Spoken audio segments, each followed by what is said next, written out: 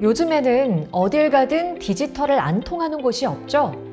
하지만 이런 디지털이 누군가에겐 넘을 수 없는 장벽처럼 느껴질 수도 있다는 거 아시나요? 인권에 대한 이야기를 속 시원히 나눠보는 인권톡톡. 오늘은 디지털 격차로 인한 노인분들이 받는 차별과 배제는 어떤 것이 있는지 살펴보고 국가인권위원회에서 권고한 결정을 알아보도록 할 텐데요. 더 자세히 알려주실 이근옥 변호사님 모셨습니다. 안녕하세요. 안녕하세요. 변호사 이근옥입니다. 반갑습니다. 네, 반갑습니다. 오늘 나눌 주제가 노인분들의 인권에 대한 내용인데요. 혹시 인권과 관련해서 어떤 일을 해오셨는지 소개 부탁드리도록 하겠습니다. 네, 저는 2020년에 변호사 자격을 취득하고 법무법인 원이라는 로펌에서 공익인권 업무를 전담으로 수행했었습니다. 업무 분야는 주로 성폭력 피해자, 난민, 자립준비 청년, 장애인 등 사회적 약자를 직접 변호하기도 했고요. 그렇지 않으면 기후활동가 등 공익인권 활동가를 변호하거나 사회적 기업에 법률 자문을 제공하는 역할을 수행했습니다. 또 이번에 소개해드릴 주제와 관련해서는 메타버스나 인공지능을 활용할 때 준수해야 될 윤리적 규범이나 관련 법제에 대해서 연구하는 업무도 하였습니다. 그리고 제가 올해 10월부터 기후솔루션이라는 단체에서 근무를 하는데요. 기후위기는 특히 신체적으로 취약한 노인들에게 치명적이기 때문에 기후활동을 하면서 노인 인권에 대해서도 계속 연구할 계획입니다. 네, 오늘 전문가분과 함께하기 때문에 인권에 대해서 확실하게 알 수 있을 것 같습니다. 그렇다면 현재 노인분들의 디지털 환경이 어느 정도인지 자세히 알아보도록 하겠습니다. 대한민국은 세계에서 고령화가 가장 급속하게 진행되고 있는 국가로 2023년 65세 이상 노인 인구 비율은 18.4%이고 2025년에는 20%까지 증가해 초고령 사회에 진입할 것으로 전망됩니다. 과학기술정보통신부가 2022년 실시한 디지털 정보격차 실태조사에 따르면 한국 사회 디지털 정보화 활용 수준은 저소득층 87.8%, 장애인 75.2%, 농어민 70.6%, 고령층 69.9% 순으로 이른바 정보 취약계층 중에서도 고령층이 가장 낮습니다. 코로나19 시기에 등장한 QR인증 방역 패스나 공공기관을 중심으로 확산되고 있는 비대면 무인 서비스, 식당이나 상점에서 주문하기 위한 무인정보 단말기 사용부터 교통정보 검색에 이르기까지 일상생활 전반에 걸쳐 폭넓은 디지털 전환이 이루어지고 있습니다. 노인은 스마트폰과 인터넷 사용이 익숙하지 못해 온라인으로 이루어지는 활동에서 배제되거나 소외될 수 있습니다. 디지털 격차의 결과인 정보 소외는 경제적, 사회적, 문화적 불평등을 유발하고 삶의 질과 경제활동, 사회 참여 등에 부정적인 영향을 미치며 생활상의 불편을 넘어 자존감 하락, 우울, 고립감 악화에 더해 생존권을 위협하는 요인으로 작용할 수 있어 이는 노인의 존엄한 삶을 누릴 권리와 관련해 우리 사회가 시급히 해결해야 할 중요한 인권 현안입니다.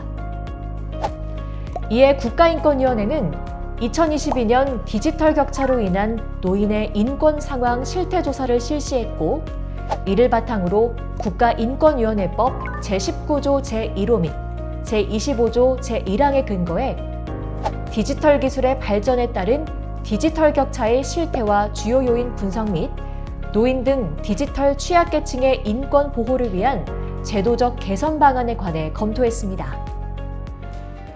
네, 이렇게 디지털에 관련된 상황을 한번 알아봤는데요.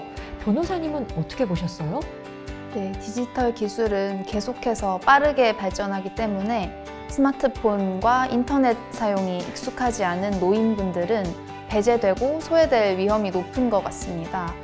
이제는 디지털 정보 접근성 확대 정책을 강화하고 관련 기술을 상용화해서 노인분들이 디지털 환경에서 소외되지 않도록 해야 할 시점인 것 같습니다.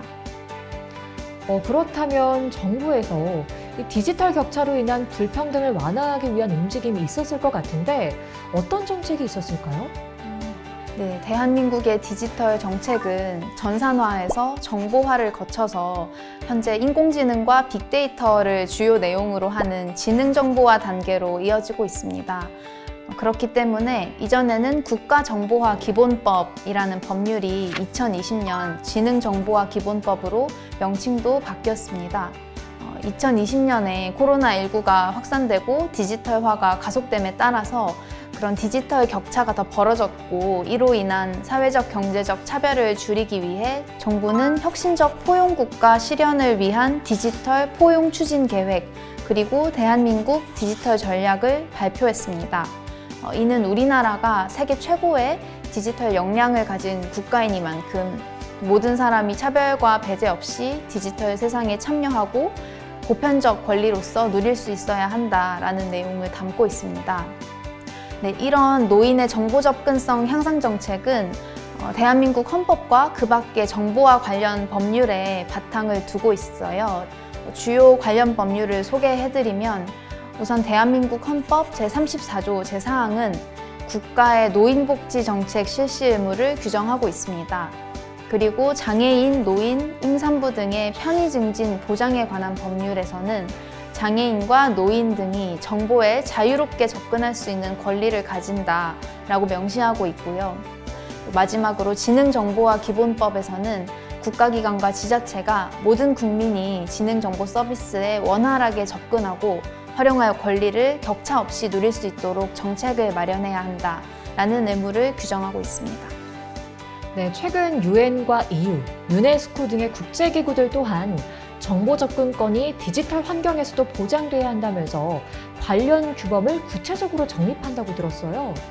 네, 맞습니다. 특히 EU는 2019년 제품 및 서비스 접근성 지침을 제정하여 모두가 쉽게 접근할 수 있도록 의무를 규정하고 있고요. 또 영국과 호주 등의 국가에서도 디지털 혜택에서 누구도 배제되거나 소외되지 않도록 디지털 포용 정책을 추진하고 있습니다.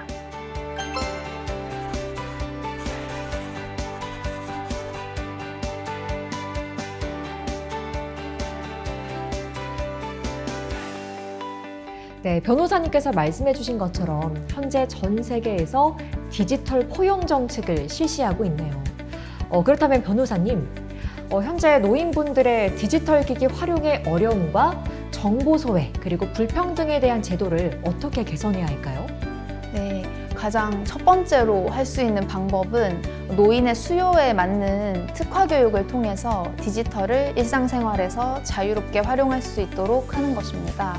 2022년 국가인권위원회의 실태조사에 따르면 현재 이뤄지고 있는 정보화 교육에서는 컴퓨터 문서 작성이나 코딩 또는 소프트웨어 교육 등이 제공된다고 하는데요. 이러한 교육도 좋지만 보다 활용도가 높은 스마트폰 활용법을 교육하고 또 대규모보다는 소규모 방식으로 교육과정을 개설해서 운영하는 등 노인 맞춤형 특화 교육으로 디지털 차별을 완화할 수 있을 것입니다. 네, 교육과정을 통한다면 노인분들도 디지털 기기를 쉽게 다룰 수 있을 것 같은데요. 그런데 이런 교육이 필요한 디지털 기기가 점점 많아진다면 아무래도 어려움이 있을 것 같습니다.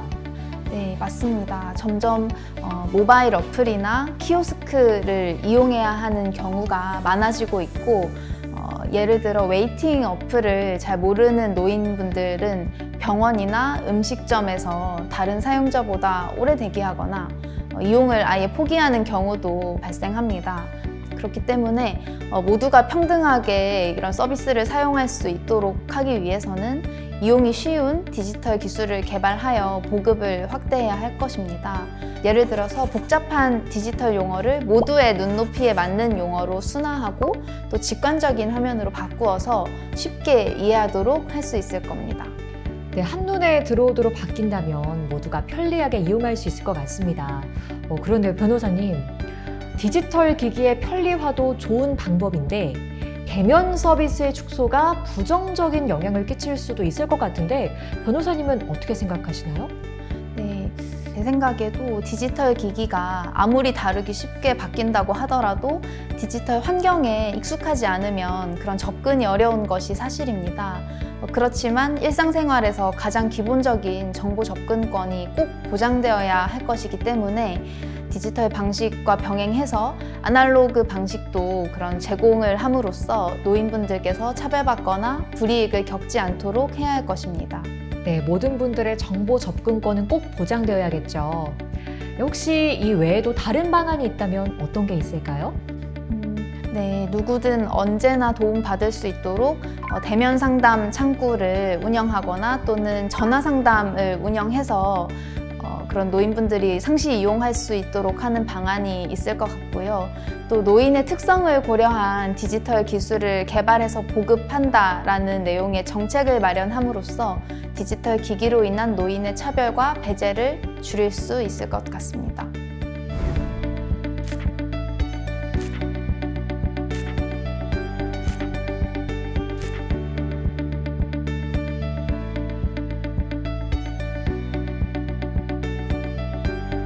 네, 이근옥 변호사님과 함께 디지털 격차로 인한 노인의 인권 보호에 대해 알아봤습니다. 네, 변호사님, 오늘 함께 하시니까 어떠셨어요? 네, 저는 코로나19 이후에 비대면 서비스가 확대가 돼서 노인분들께서 이걸 어떻게 활용할 수 있을지 더 배제되는 것은 아닌지 안타까운 마음을 갖고 있었어요. 그런데 이에 대해서 국가인권위원회에서 광범위하게 실태 조사를 하고 또 디지털 격차로 인한 노인의 그런 인권 보호 제도가 개선되어야 한다 이런 권고까지 있었다는 것을 알게 돼서 저로서도 반가운 시간이었습니다. 네, 정말 유익한 시간이었습니다. 오늘 알아본 노인뿐 아니라 장애인과 같은 디지털 취약계층을 포함해 우리 사회의 모든 구성원이 차별이나 배제 없이 디지털 기술의 혜택을 받을 수 있는 디지털 포용 사회를 만들어갈 수 있길 희망하면서 마치도록 하겠습니다. 인권에 대한 이야기를 속 시원히 나눠보는 인권 톡톡. 지금까지 아나운서 김혜은이었고요. 변호사 이근옥이었습니다. 감사합니다.